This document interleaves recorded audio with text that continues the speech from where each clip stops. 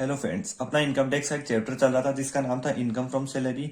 इस चैप्टर में अपना एक टॉपिक चल रहा था जिसका नाम था रिटायरमेंट बेनिफिट, यानी जो एम्प्लॉय को रिटायरमेंट के बाद में जो बेनिफिट मिलते हैं उसके बारे में अपन जान रहे थे।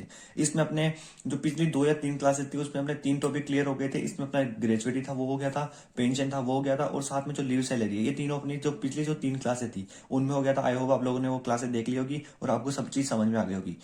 अब जो आज की क्लास में इसमें अपन जानेंगे वॉलेंटरी रिटायरमेंट स्कीम के बारे में, जिसको अपन शॉर्ट में बोलते हैं वीआरएस। तो इसकी कैलकुलेशन ये इसी कैलकुलेशन जानेंगे, साथ में इसका एक इलिस्ट्रेशन करेंगे और ये भी जानेंगे कि ये होता क्या है। इसके इन तीनों के बारे में अपन जानेंगे।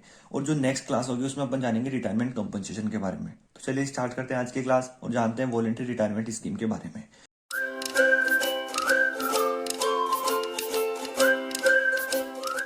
तो सबसे पहले अपन जानते हैं कि जो वॉलेंटरी रिटायरमेंट स्कीम है ये होती क्या है, यानी जो इसको अपन शॉर्ट में बोलते हैं वीआरएस। ये होता क्या है, यानी वीआरएस होता क्या है। तो इसका मतलब होता है, अगर मैं एक वर्ड में बोलूं तो इसका मतलब होता है इच्छा से किसी काम को छोड़ देना, यानी कि खुद की मर्जी से किसी काम को छोड़ देना। अपन क्या बोलेंगे, उसको वीआरएस बोलेंगे। देखो, कोई इंप्लॉय अगर कहीं पे काम कर रहा है और वो खुद की मर्जी से उस काम को छोड़ देता है तो अपन उसको बोलेंगे कि उसने क्या कर लिया, वीआरएस कर लिया, यानी उसने वॉलेंटरी रिटायरमेंट ले लिया। यानी खुद की इच्छा से उसने क्या कर लिया, उस काम से रिटायरमेंट ले लिया, यानी उस काम को उसने अपनी इच्छा से छोड़ दिया। तो अपन उसको क्या बोलते हैं, वॉलेंटरी रिटायरमेंट स्कीम बोलते हैं। और जब वो वीआरएस लेता है तो उसको क्या होता है, कुछ अमाउंट पे की जाती है।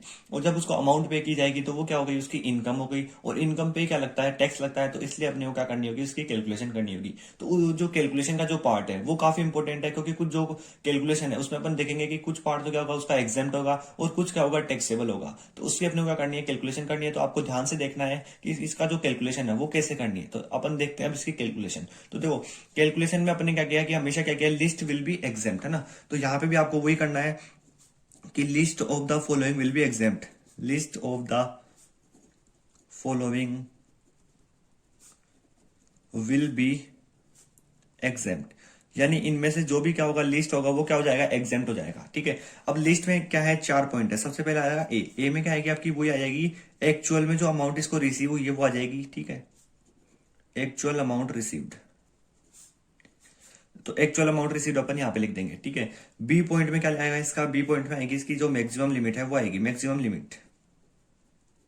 और मैक्सिमम लिमिट दे रखी है 5 लाख रुपए की, तो यहाँ पे अपन लिख देंगे मैक्सिमम लिमिट 5 लाख रुपए। ठीक है।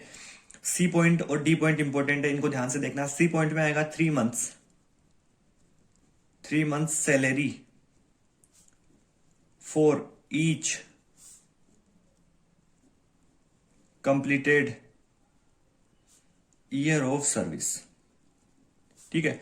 यानी उसने जितने साल तक सर्विस करी ना, हर साल में उसको 3 महीने मानने, यानी जितने साल तक उसने काम किया ना, हर साल में उसके क्या मानने, आपको 3 महीने मानने। इसने क्या बोला, 3 month salary for each completed year of service, यानी जैसे उसने 19 साल किया तो भी हर साल में क्या करना है, आपको 3 3 महीने मानने। ठीक है।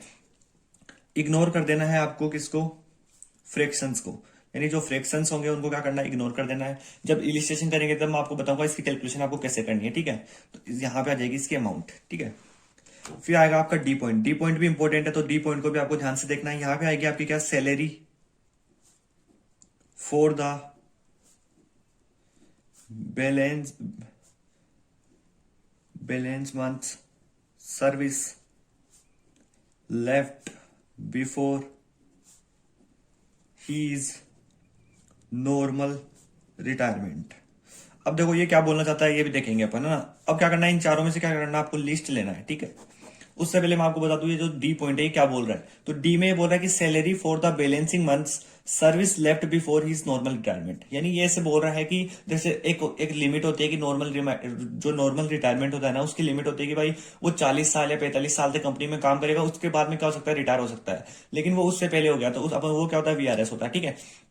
तो जो उसकी नॉर्मल रिटायरमेंट की जो लिमिट होती है ना, इसने बोला कि salary for the balance month service left before his normal retirement, यानी ये ऐसे बोल रहा है कि जो उसकी सैलरी बच गई, यानी जैसे मान लो उसको 45 साल के बाद में रिटायर होना था लेकिन वो हो गया 40 साल में, तो उसकी जो 5 साल की जो सैलरी बच गई ना, वो यहाँ पे आपको कैलकुलेशन करनी है। ठीक है। तो वो चीज यहाँ पे आएगी। तो ये चीज है आपकी। अभी अपन एक क्या करेंगे, इलिस्ट्रेशन करेंगे, वहां पे मैं आपको सारी चीजें बता दूंगा जो चीज आपको यहाँ पे समझ में नहीं आ रही होगी। ठीक है। ये देखो, ये आपको केवल ध्यान रखना है इन चीजों को, जब अपन इलिस्ट्रेशन करेंगे ना वहां पे काम आएगी। आपको केवल इनको याद रखना है और कैसे यूज में लेना है, यानी ये चीजें कैसे कैलकुलेट होगी इसके बारे में अपन इलिस्ट्रेशन में देखेंगे।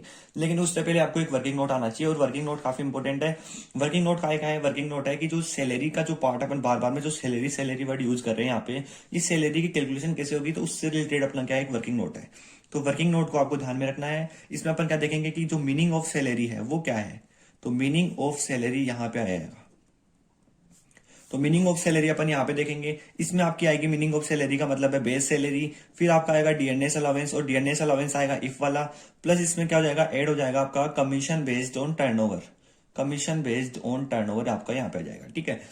और ये जो कमीशन आएगा ये कब आएगा, eight the time of retirement, ठीक है, eight the time of retirement, ठीक है। अभी मैं आपको एक इलिस्ट्रेशन में बताऊंगा, ये सारी चीजें जो भी आपके मन में डाउट है वो सारी चीज आपकी इलिस्ट्रेशन में कवर अप हो जाएगी, ठीक है। तो ये चीज आपको ध्यान में रखनी है वीआरएस में कि इन चारों में से जो लिस्ट होगा उसको अपन क्या करते हैं, एग्जाम करते हैं। सबसे पहले एक्चुअल अमाउंट रिसीव आती है, फिर आती है आपकी मैक्सिमम लिमिट, फिर आपके यहाँ आते हैं 3 मंथ्स वाले, ठीक है, और डी पॉइंट में आपका ये आता है। इनके बारे में अपन जानते हैं इलिस्ट्रेशन में। तो चलिए अब इलिस्ट्रेशन को करते हैं। जो इलिस्ट्रेशन है वो आप सभी को आपकी स्क्रीन पे नजर आ रहा होगा, और इलिस्ट्रेशन क्या बोल रहा है वो मैं आपको पढ़ के बता देता हूँ। इसमें बोल रहा है कि एक देवेंद्र है जो कि एम्प्लॉय है किसका, पब्लिक कंपनी का, यानी जो सार्वजनिक कंपनी है उसमें वो क्या करता है, काम करता है। और उसने क्या कर दिया, and he is paid a sum of 6 lakh on voluntary retirement, यानी जब उसने वीआरएस लिया तो उसको 6 लाख रुपए क्या हुए, अमाउंट रिसीव हुई है, यानी जो एक्चुअल अमाउंट जो उसको रिसीव हुई है वीआरएस के टाइम वो हुई है उसको 6 लाख रुपए की, ठीक है। फिर इसने बोला कि the normal age of retirement is the company is 60 years, and जो नॉर्मल जो रिटायरमेंट है, मैंने आपको बोला था कि जो नॉर्मल रिटायरमेंट की जो लिमिट होगी वो क्वेश्चन आपको देगा, और यहाँ पे क्वेश्चन है ये कि जो नॉर्मल रिटायरमेंट की जो लिमिट है वो है 60 ईयर्स, यानी 60 साल के बाद में कोई वहां से क्या हो सकता है, रिटायर हो सकता है। लेकिन जो देवेंद्र है उसको जल्दी थी और वो क्या हो गया, 45 साल की उम्र में क्या हो गया, रिटायर हो गया। यानी जब वो 45 का था देवेंद्र तभी वो क्या हो गया, रिटायर हो गया। यानी 45 years eight the time of retirement had completed 20 years of service, यानी जब देवेंद्र 45 साल का हुआ था तब उसने रिटायरमेंट ले लिया था, और उसने 20 साल तक क्या किया, कंपनी में काम किया, यानी 20 ईयर्स ऑफ सर्विस, यानी उसने 20 साल तक कंपनी में काम किया। His monthly salary at the time of retirement was as follows, यानी जो उसकी मंथली जो सैलरी थी जब रिटायरमेंट हुआ वो उसकी दे रखी है, ठीक है। बेसिक पे दे रखा है 10,000 रुपए, डीएनएस अलाउंस दे रखा है 6,000 रुपए। इसमें बोल रखा है कि 50% इज इंक्लूडेड फॉर पेंशन, यानी इसने कुछ बोल रखा है, यानी डी इफ भी है इसमें, और एचआरए दे रखा है, और कन्वेंशियल अलाउंस दे रखा है। और इसने बोला है कि what is the amount of compensation taxable under the act, ठीक है। अपने को इसकी कंप्यूटेशन करनी है taxable compensation of mister Devendra की, तो ठीक है। सबसे पहले अपन लिखेंगे इलिस्ट्रेशन, जब सॉल्यूशन करेंगे तो सबसे पहले अपने को लिखना है ऊपर ही ऊपर computation of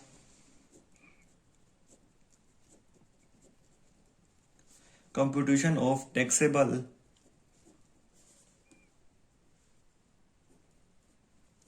compensation of mister Devendra, ठीक है। तो अपन ये करेंगे, ठीक है। एक यहाँ पे अपन क्या बनाएंगे, इसका फॉर्मेट बनाएंगे। फॉर्मेट आप लोगों को अच्छे से बनाना है, मैं जल्दी बता रहा हूं ताकि आप लोगों को समझ में आ जाए। यहां पे आपका आ जाएगा पर्टिकुलर, और यहां पे आ जाएंगे अपनी अमाउंट, ठीक है।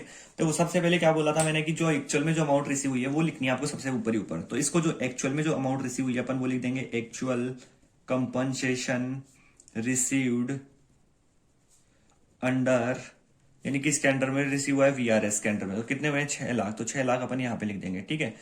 इसमें से क्या करते थे अपन, लेस करते थे क्या, लीस्ट विल बी एग्जाम्प्ट, तो लीस्ट विल बी एग्जाम्प्ट, यानी जो भी लिस्ट होगा वो क्या हो जाएगा, इसमें से एग्जाम्प्ट हो जाएगा। और लिस्ट में आपके 4 पॉइंट आते थे। ए में तो क्या आता था आपका, एक्चुअल में जो अमाउंट रिसीव हुई है वो क्यों आ जाती थी, एक्चुअल अमाउंट रिसीव्ड, और वो हुई है इसको 6 लाख रुपए, तो अपन यहाँ पे लिख देंगे 6 लाख रुपए, ठीक है। जो बी पॉइंट आता था उसमें आती थी आपकी मैक्सिमम लिमिट, और जो मैक्सिमम लिमिट बोल रखी है वो कितनी है, 5 लाख रुपए की मैक्सिमम लिमिट बोल रखी है, ठीक है। तो बी पॉइंट में अपना ये आ गया, ठीक है। अब देखो सी और डी जो था वो इंपॉर्टेंट था क्योंकि इसकी कैलकुलेशन में आपको थोड़ा सा टाइम लग सकता है, तो इसको ध्यान से देखना। सी पॉइंट में आता था क्या, 3 मंथ्स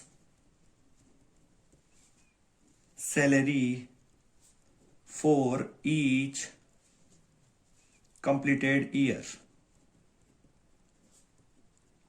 ठीक है, ये आती थी। इसकी क्या करनी है, अपने को कैलकुलेशन करनी है, और इसी कैलकुलेशन अपन करेंगे वर्किंग नोट में, यानी वर्किंग नोट में अपन इसकी कैलकुलेशन करेंगे। तो मैं यहाँ पे लिख देता हूँ वर्किंग नोट नंबर फर्स्ट, ठीक है।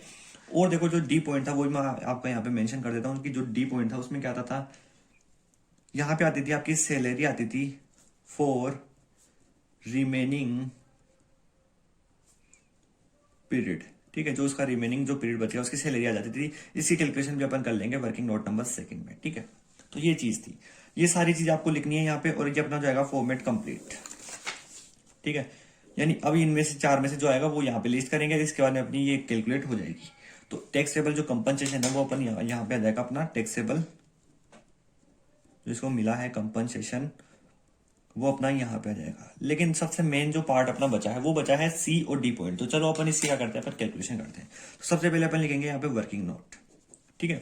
वर्किंग नोट नंबर फर्स्ट है और इसमें अपन कैलकुलेट कर रहे हैं 3 मंथ्स वाली, ठीक है। तो यहाँ पे आपको लिख देना 3 मंथ्स वाली जो अपन कैलकुलेशन कर रहे हैं वो आपको यहाँ पे लिख देनी है कि 3 मंथ्स वाली है ना, आप लोग लिख देना है ना, जो भी है। अब देखो ये जो वर्किंग नोट नंबर फर्स्ट है इसमें अपन क्या करेंगे कि 3 मंथ्स की क्या लेंगे, सैलरी लेंगे for each completed year of. तो इसको देखो आपको इस पॉइंट को ध्यान में रखते हुए चलना है। क्या लेंगे अपन 3 मंथ्स की, तो क्या लेंगे 3 महीने की लेंगे, ठीक है। क्या लेंगे, सैलरी लेंगे। लेकिन सैलरी अपने को क्या करनी है, कैलकुलेट करनी है, वो अपन वर्किंग नोट में करेंगे, तो उसको एक बार छोड़ दो, ठीक है।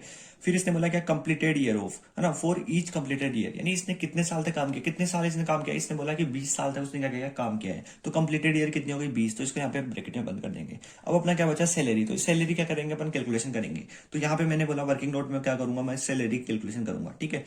तो यहाँ पे अपन करेंगे सैलरी कैलकुलेशन। सैलरी में क्या आता है, आपका बेसिक सैलरी आती है, प्लस क्या आता है, डीएनएस अलाउंस आता है इफ वाला, प्लस क्या आ जाता है आपका कमीशन बेस्ड ऑन टर्नओवर आ जाता है, ठीक है, ऑन टर्नओवर आ जाता है, ठीक है। अब देखो जो बेसिक सैलरी है इसने दे रखा है कि जो बेसिक पे है वो कितना है, 10,000 रुपए, यानी इसकी जो बेसिक सैलरी दे रखी है क्वेश्चन ने वो दे रखी है 10,000 रुपए, ठीक है, 10,000 रुपए अपन ने लिख दिया। डीएनएस अलाउंस इसने दे रखा है 6,000 रुपए, लेकिन साथ में इसने कुछ बोला है। तो इसका मतलब क्या होगा कि जो डीए है वो क्या है, इफ वाला है। यानी मैंने आपको बोला था कि डीएनएस अलाउंस के साथ में अगर कुछ भी बोला हो ब्रेकेट में चाहे साइड वाइड में, तो वो क्या होगा, डीए इफ होगा। तो इसने कुछ बोला है कि इसने बोला है 50%, तो यानी इसका क्या होगा, जो 50% होगा वो क्या होगा, इसका डीए इफ होगा, ठीक है। तो ये तो 10,000 का 10,000 आ जाएगा। लेकिन इस 6,000 का 50% कितना होता है, 3,000। तो 3,000 यहाँ पे आ जाएगा। तो जो आपकी जो सैलरी है वो कितनी हो गई, 13,000 रुपए आपकी सैलरी हो गई, ठीक है। तो ये सैलरी आपकी आ गई 13,000 रुपए। तो 13,000 रुपए अपन यहाँ पे लिख देंगे सैलरी के कॉलम में। अब अपन इसको क्या करते हैं, सोल्व करते हैं। तो अपना क्या जाएगा, कंप्लीट आंसर आ जाएगा 13,000 मल्टीप्लाई 20 ईयर्स और मल्टीप्लाई 3 मंथ्स। तो ये अपना आ गया 7,80,000 रुपए, ठीक है। तो अपन यहाँ पे लिख देंगे कि जो आया है 7,80,000 रुपए अपना यहाँ पे आया है, ठीक है। तो ये आई है अपनी सी पॉइंट की कैलकुलेशन 7,80,000 रुपए, ठीक है। अब अपना बचा है डी पॉइंट, और डी पॉइंट के लिए भी अपने को क्या बनाना है, वर्किंग नोट। तो यहाँ पे अपन चलते हैं वर्किंग नोट नंबर 3 पे, ठीक है, यानी वर्किंग नोट नंबर 3 पे। अब देखो वर्किंग नोट नंबर 3 में अपन क्या कर रहे हैं, सैलरी निकाल रहे हैं रिमेनिंग पीरियड की, सैलरी फॉर रिमेनिंग पीरियड, ठीक है। यानी जो उसका रिमेनिंग जो पीरियड था उसकी अपने को क्या निकालनी है, सैलरी निकालनी है। और अब भी देखो जो रिमेनिंग पीरियड की जो सैलरी निकालेंगे उसके लिए देखो क्या करना, आपको सैलरी निकालनी है। सैलरी कैलकुलेशन अभी अपन ने करी थी, कितने आई थी सैलरी, 13,000 रुपए आई थी, ठीक है। लेकिन जो 13,000 रुपए आई है वो कितने महीने की आई है, केवल 1 महीने की आई है, ठीक है। तो 13,000 अपन लिखा 1 महीने की, ठीक है। अपने को क्या चाहिए कि रिमेनिंग जो पीरियड चाहिएगा वो कितने महीने के लिए चाहिएगा, पूरे 12 महीने के लिए चाहिएगा, तो 12, ठीक है। साथ में इसने जो सैलरी फॉर रिमेनिंग पीरियड, कितना रिमेनिंग रह गया इसका, देखो इसने बोला है कि 60 वर्ष का लिमिट है, लेकिन ये क्या हो गया 45 में हो गया रिटायर। तो कितने बच गए, 15। तो यहाँ पे अपन लिख देंगे 15, ठीक है। अब इसको सोल्व कर लो, अपने आंसर आ जाएंगे। देखो 15 कैसा है कि 60 साल की क्या लिमिट है, यानी 60 के बाद में क्या हो सकता है, कोई आदमी रिटायर हो सकता है। लेकिन ये कब हुआ, 45 में हो गया। तो कितने बच गए, 15। तो 15 जैसे आ गए आपके, ठीक है। तो 15 ही आ गए। अब आप लोग सोच रहे होंगे 12 कैसे है, तो देखो 12 के लिए मैं आपको बताऊं कि जो 13,000 रुपए की जो सैलरी है, देखो क्वेश्चन ने बोला है कि जो बेसिक पे है मंथली वो कितना है, 10,000 रुपए 1 महीने का। साथ में डीएनएस अलाउंस भी है, वो कितना है, 6,000 रुपए। लेकिन डीए इफ ही चाहिए अपने को, जो डीए इफ है वो कितना है, 6,000 जगह 50% करेंगे तो क्या आएगा अपना, डीए इफ आएगा वो कितना है, 3,000। तो इनको दोनों को ऐड किया तो कितना है, 13,000। तो ये जो सैलरी कैलकुलेशन है मैंने आपको वहां पे बोला था, जब आपको मैंने फॉर्मेट बताया था कि जो सैलरी है उसके लिए एक वर्किंग नोट है, और वर्किंग नोट मैंने आपको ये बताया था कि इस तरह से आपकी क्या आएगी, सैलरी आएगी। तो इस तरह से आपको क्या निकालनी थी, सैलरी निकालनी थी। अब अपने क्या आ गई, सैलरी भी आ गई। रिमेनिंग ये जो सैलरी है ये 1 महीने की है, तो 12 महीने की चाहिए तो 12 से मल्टीप्लाई करेंगे। और कितने साल के लिए चाहिए, 15 के लिए, तो 15 से मल्टीप्लाई करेंगे। तो ये अपना कितना आएगा, इसको सोल्व कर लेते हैं, ठीक है। तो इसको सोल्व किया, 13,000 मल्टीप्लाई 12 मल्टीप्लाई 15, तो ये अपना आ गया 23,40,000 रुपए। तो अपन यहाँ पे लिख देंगे 23,40,000 रुपए अपने आगे, ठीक है। आपको इनको ढंग से करके आना है, इन वर्किंग नोट को अच्छे से प्रेजेंट करना है ताकि आपको पूरे पूरे मार्क्स मिले, ठीक है। मैंने आपको जल्दी जल्दी बताया है। तो यहाँ पे लिखेंगे अपन 23,40,000 रुपए, ठीक है। तो अपन ने ये जो सारी चीजें अपन ने यहाँ पे लिख ली, ये सारी चीजें अपने पास कैलकुलेट होके आ गई। अब इनमें से क्या लेना था अपने को, जो लिस्ट है वो लेना है। और लिस्ट कौन सा अपना, इनमें से लिस्ट है इनमें से अपना 5 लाख। तो अपन यहाँ पे लिस्ट में क्या लिख देंगे, 5 लाख को लेस कर देंगे। और लिस्ट को क्या करते हैं अपन, लेस तो लेस कर देंगे। तो इसमें से इसको अपन लेस करेंगे तो कितना बचा अपना, 1 लाख रुपए, ठीक है।